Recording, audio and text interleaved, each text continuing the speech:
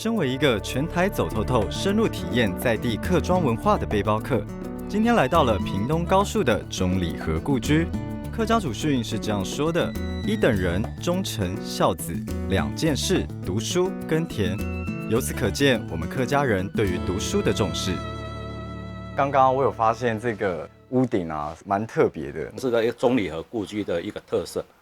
早期的话，因为我们是科举制度的话，建筑一定有建筑的一个规矩，所以说要有官位的人才能敲砧楼。像那个窗户啊，像六角形这样，就我觉得有一点点像那个乌龟。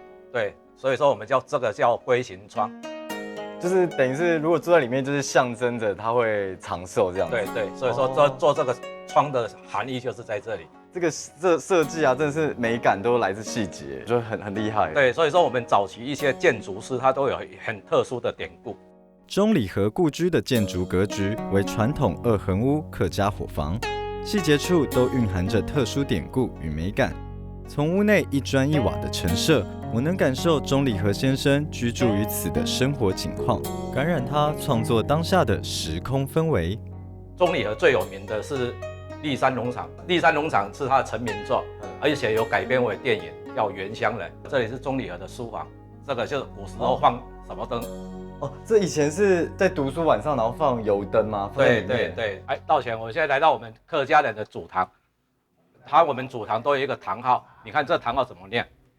隐塘川，正确的是隐川堂啊，是念隐川堂。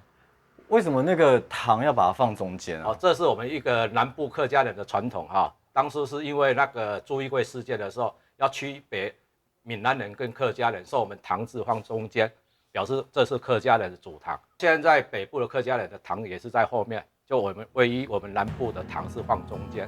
那我们古时候不是有讲士农工商琴棋书画，他画琴跟棋，含义就是说他希望他的后代子孙的技艺数一数二，这个也是他的特色之一。中里和先生生前曾经说过，自己的书房就在这天地之间，直接的感受在地生活状况，进而描绘出客家风情。他创作描绘的都是身边的事物。由于当年是重要的本土文学作家，因此在这大陆观文化里也遗留了相当的文化遗产。